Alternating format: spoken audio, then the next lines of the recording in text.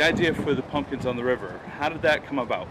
So, right after Hurricane Irene, there was another heavy rainstorm, and it brought a giant stump down the river and dropped it upright right on the flat rocks right out here behind the bike shop. And I looked at it when I was walking my dogs, and I said, that'd be fun to do something with. So I took my chainsaw and waded out into the river to the rock and cut it flat on the top and put a big old jack-o'-lantern on top of it. And as I was doing that, I was looking around and seeing all the flat rocks, and I said, well, it'd be really cool just to cover these flat rocks with jack-o'-lanterns. And that's when I decided to create my first ever Facebook event. And we went from there. The first year we had about 300 jack-o'-lanterns, and it's just grown steadily with a little bit more events every year.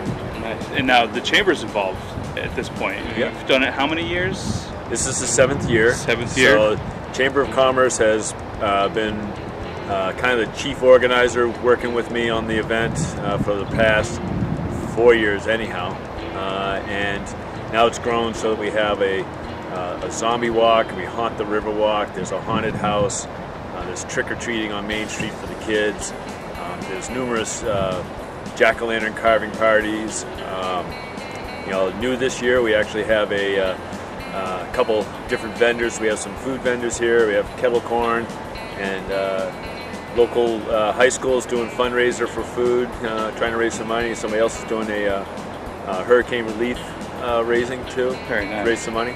And then we have a rock climbing wall this year. Nice. So a little bit of everything. You got the bonfire at the end of the evening? Got the bonfire, yeah. The bonfire is going on. Should start around 6, and that's going to be enormous. Nice. There's about 50 or 75 pallets down there, so that'll be great.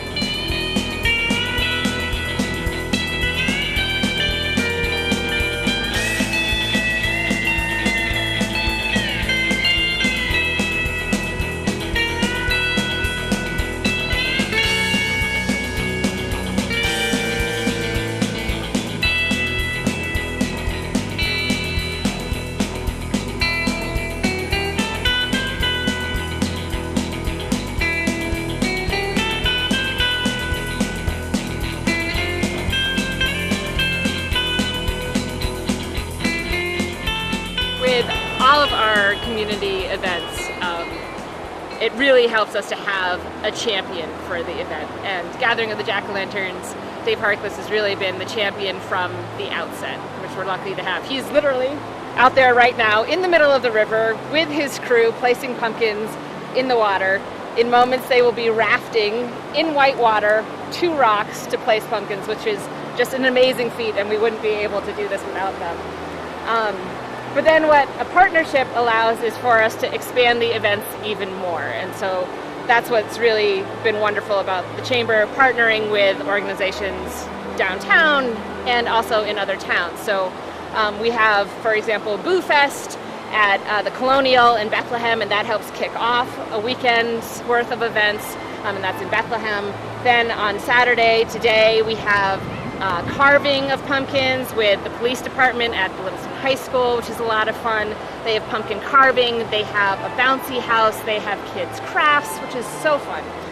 In the afternoon, from about 2 to 4, we have downtown trick-or-treating, and we're really lucky to have sponsors, Chutters and Schilling, helping to offset the cost for downtown retailers so that we can provide trick-or-treating for, the community's kids, which is a great afternoon's worth of fun.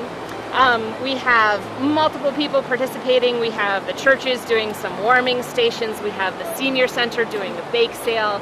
We have vendors down here because you need to refuel, because trick-or-treating is hard work.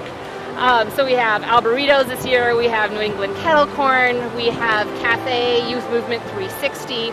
We have the Arts Alliance from the Profile High School. All of those folks are vending. Then as we get in toward the evening, we have even more spectacular delights. This year we have the Upstage Players.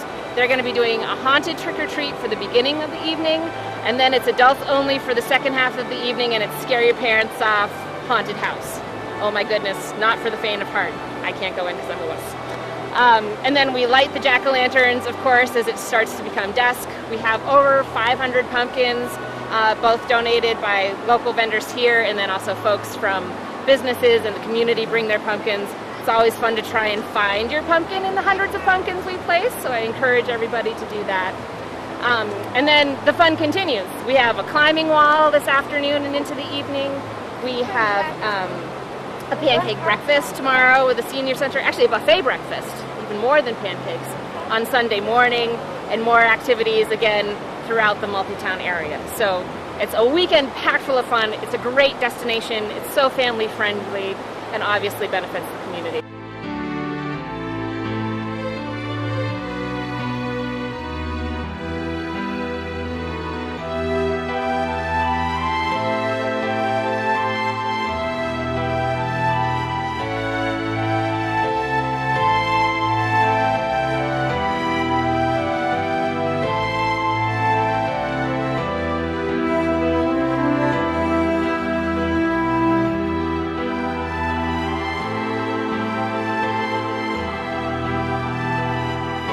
So this is the first year that Upstage Players has done anything with the Chamber and the Riverwalk with the pumpkins. Tell me a little about how you got involved and what your hopes are for the future. We're really excited. So Jess called us from the Chamber office and said that they were looking for someone to take over the haunted house. And we jumped at the idea because we've been looking for a way to get more involved in community things that are happening in the town. And this was a great way for us to do a fundraiser, promote Romeo and Juliet that we have coming up soon, and do something that we hope is a little theatrical and fun. And so we've got this short time at the beginning where we are entertaining the kids and passing out candy and sort of storybook characters. And then we're going to turn the tables when it gets a little later tonight, and it's going to be terrifying, we hope, for the adults and the teens of the town. And so we're excited to be getting into being a part of what happens here with this, and we hope that we're doing it for lots of years. Nice. Now, I noticed a lot of volunteers. Are these the actors that you have with Romeo and Juliet, or are they volunteers from the It's town? a big group. We have a lot of the folks that are here today helping us out, and we've had so much great volunteer help. Is people who are in the Romeo and Juliet show. It is people on our board, people who have supported us in other ways before, friends and family, other people we know around the town that love Halloween and jumped at the idea of doing a haunted house. It was very interesting when we started to call people up and they said, "Is there going to be blood? Is there going to be?" And I said, "Yes." And they said, "Well, I'll be there." Nice. That's awesome. So it's great. This path will lead you to an unholy place. A cemetery.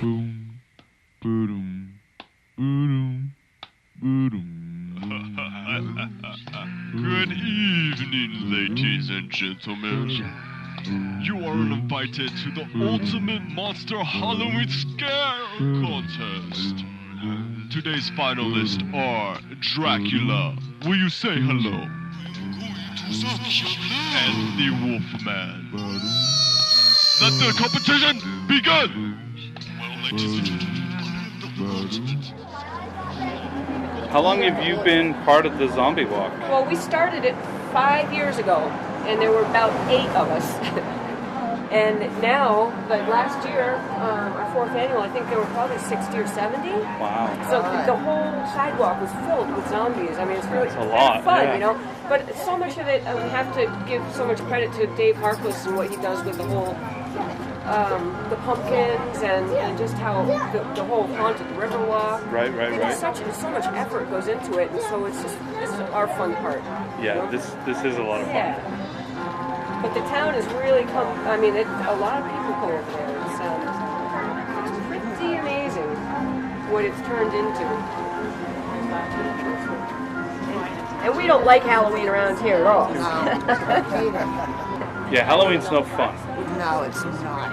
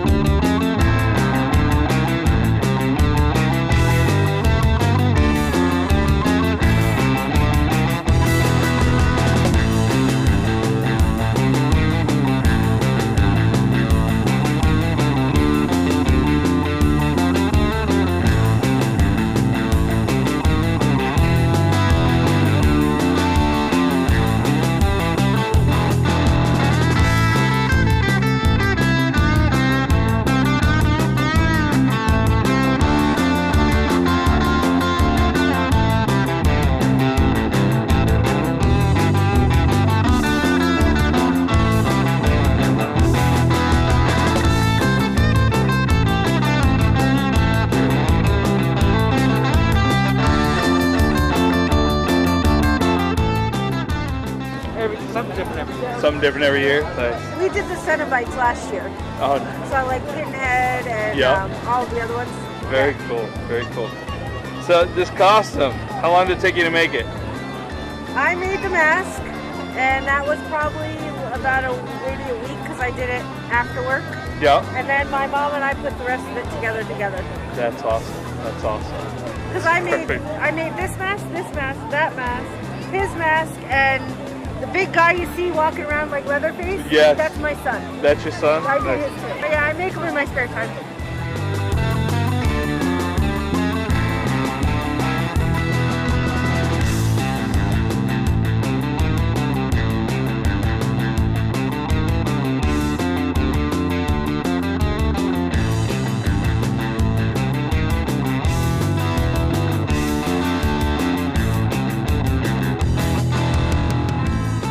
Tell me, you got Romeo and Juliet coming up 1 weekend, 2 weekends? We do. It's going to be, we're doing 2 weekends. It opens November 10th and it closes the 19th. Friday, Saturday, Sundays. It's going to be Friday, Saturday at 7:30 and it's 2 o'clock on Sundays. And for the very first time, it's reserved seating in the whole house. People can get tickets at catamounttix.com. Awesome, awesome. That's at the Opera House here in Littleton. It is. We're bringing community theater to the area. Awesome. We put all the prime pumpkins, all the best carvings up on the bridge itself. That's awesome. That's awesome. Do you have a favorite type of pumpkin? Is it a scary one or a happy one? And when you're carving your pumpkin, what does it look like? Usually I'm going for quantity, not quality when I'm carving, because I've probably carved 25 to 30 pumpkins already. Taking care of all the ones that are out there. So, but I like to have fun with some. In the past, we don't have one this year. We had an old farmer on the edge of town that would bring me some giant pumpkins, and I've done some giant pumpkin carvings in the past, and I didn't get any. He passed away, unfortunately, so I didn't get any giant pumpkins this year. But if anybody's watching this and want to raise me some giant pumpkins, I'm happy to play with them. Happy to cut them up. Happy, yeah, we do use a sawzall when we're carving. Right. That's awesome.